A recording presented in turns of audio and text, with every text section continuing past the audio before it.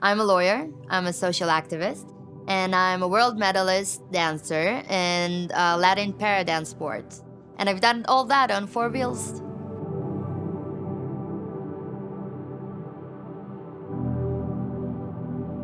The first 3 years of my life, I was living at hospitals and went through treatments for my cancer.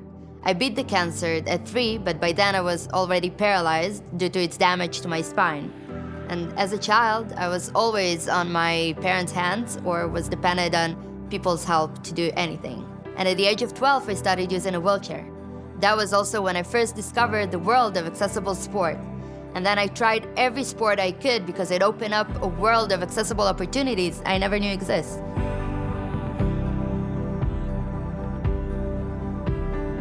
Back then, wheelchair accessibility and making things accessible wasn't a mainstream idea. When I was 16, I wanted to study physics and chemistry. But the problem was that the science classes were on the second floor. And the mindset at my school was, well, we're not gonna add an elevator just because you want to study in a class that sits on the second floor.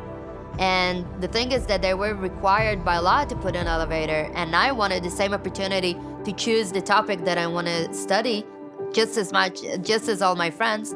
So I knew that I'm gonna fight for it. And I knew that it's not only for me, it's also for all the people that are gonna come after me, and I don't want them to deal with the same lack of awareness. So eventually, after a long fight, they did install the elevator, and I did study physics and chemistry.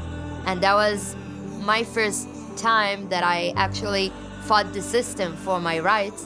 And that was also what enables me and gave me the power to continue to do that the rest of my life.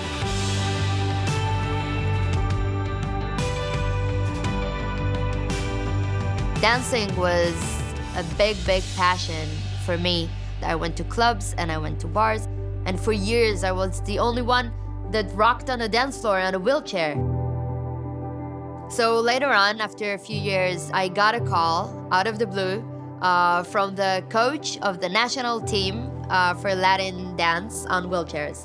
And it was so surprising, but it was the perfect timing for me because of my passion for dancing and because I wanted to get back to my competitive sport. And she offered me to join the team's practices, and it was so hard. It was really difficult, but basically it paid off because after a few months, we had the national competition here in Israel, and I won the first place in my category. And from that on, it launched my career as a Latin dancer on wheelchairs, and I started competing in World Champs and European Champs and Continents Cup. And it's around almost 10 years now that I'm in the national team representing Israel and bringing tons of medals and honor to our country and actually fulfilling my passion, not only for dance, but for competitive sport.